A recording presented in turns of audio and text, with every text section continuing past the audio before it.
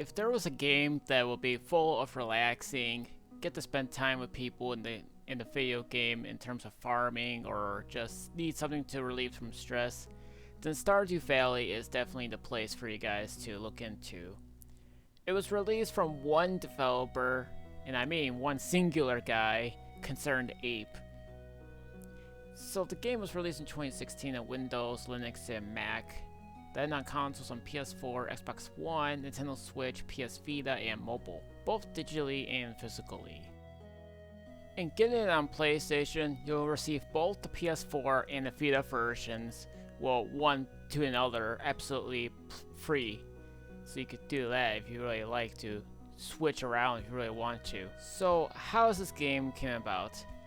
Well, the developer came heavily inspired by the original Harvest Moon, aka now known as the Story of Seasons series, which maybe at some point I'll deep dive into the Story of Seasons games and maybe explain to you guys why, or at least what I'm exactly talking about, considering that there's been a name confusion or series confusion as many people will try to stick out in some sort.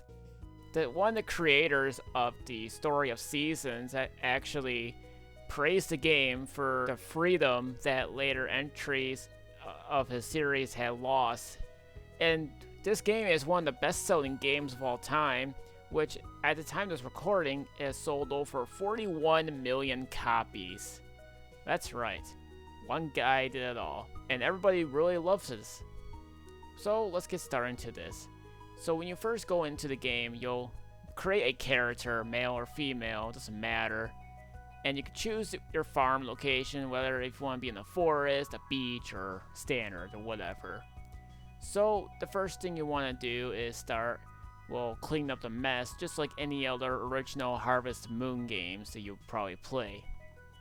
Then above all else, you'll start crafting some fences, planting crops in order to make some money, which you will need to make some money in the game, because that's the whole point of a farming game, selling crops. It's any other typical farming game, but this is a 16-bit game, and there are really that many games in the 16-bit era that actually had a farming simulated game. And I'm not counting the new ones either. And yes, I'm aware that Farming Simulator got a Sega Genesis release. I'm not making that up either. But that's not what we're here to talk about.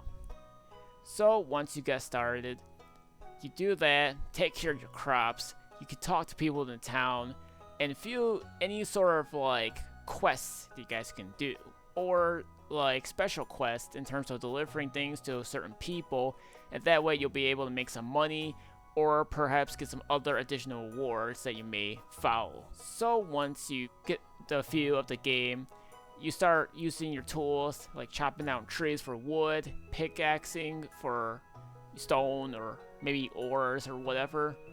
You'll be needing those as well, because when you keep doing it, in terms of using your weapons and whatever, you'll be able to upgrade, well, your abilities, which means you'll have much better results in terms of like cutting down trees or pickaxing the stuff.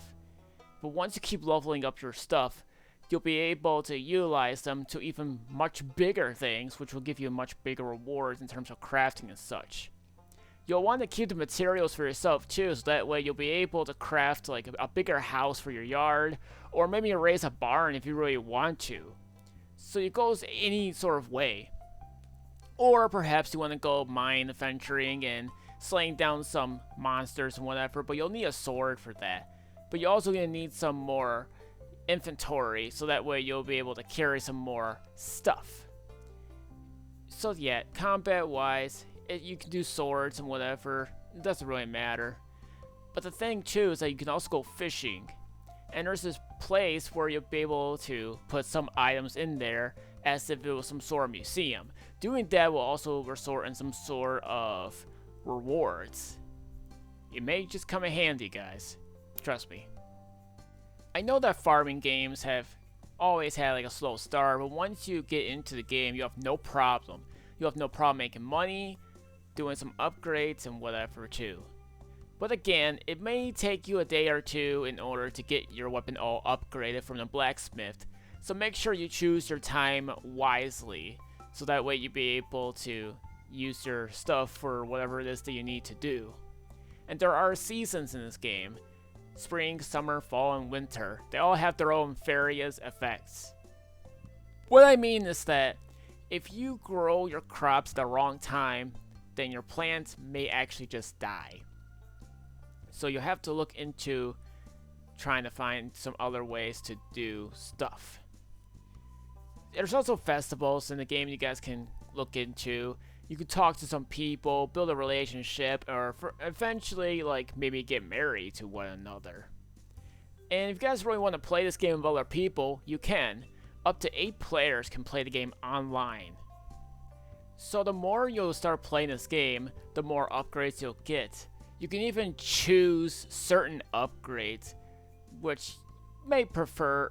You have like your own little preference if you really want to try like get the thing or whatever. But again, you have to choose wisely as to which preference you want. But that really depends if the upgrade's like in a big bar.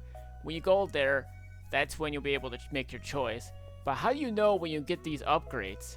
Well, if you keep mining, pickaxing, and playing more stuff, there's a notification about you going to sleep or whatever, and then the game will pop up as to what sort of upgrade that your utensils will actually have. But at the same time, whenever you're starting to crop and do whatever you want, make sure you don't overdo yourself. And I'm telling you this because there's an energy bar. If that thing goes down, you'll fall asleep, and well, you'll pass out from doing all too much work. But there is a way to pretty much resist that. If you find some sort of food in the game or make dishes or whatever, you'll be able to eat the food or maybe drink something, and then you can just keep working all day if you really want to. But they all depend on the food that you make, or perhaps you find, or maybe you just buy in general. But of course, like I said, you'll need money. Just plant some crops, just go ahead and take the crops, put in your little box of shipment, and then you'll make the money. There are also different variations of plants too. Not only they plant longer sometimes, but at the same time, some plants might have different rankings. I mean, you have like a star or two, which you'll need in terms of like museum-wise or maybe quest-wise. But yeah, you can essentially just play the game in any way or shape or form if you really want to. Just clean up your yard, make the place look as much as you really like for it to be, and then you're all set in there. So again, take the materials you need, and you're good. Now there's another thing I should mention about the combat in the game. You can even have your own armor from what I've remembered. I've been playing this game like too many hours in this game on my Nintendo Switch, and I can safely say it's like one of the best farming games that you guys can perhaps get. I'm not sure if some of you guys are gonna say this is for everybody or not, but that's what I would have said. But it turns out it is for everybody, because why else is this game selling great? And overwhelmingly positive too. But I will go on to say is that if you guys happen to be curious about Story of Seasons or the original Harvest Moon series, then if you guys have a Nintendo console, you can play it on your Super Nintendo and Nintendo 64 Surface. Maybe perhaps a Game Boy Advance ones, but there have been remake of the original Harvest Moon games under the Story of Seasons names. But again, they're all there for you guys if you want to give a try and whatever too. I just mean like, if you guys want plenty of things to do at your own given time, then this is the game you should really look into, because there's a lot of things to do at any given cost. So that's like why this game is like higher up there, and the fact that there's so much freedom, you could just basically do whatever you want with like no restrictions. But yeah, you can go around, you might discover some cutscenes that you probably don't know, and there you go. Exploration is the key reason why discovering things might interest you. So I recommend wait for a sale, as well as usually go down pretty cheap. So with that one being said, that's all I'm going to say about Stardew Valley.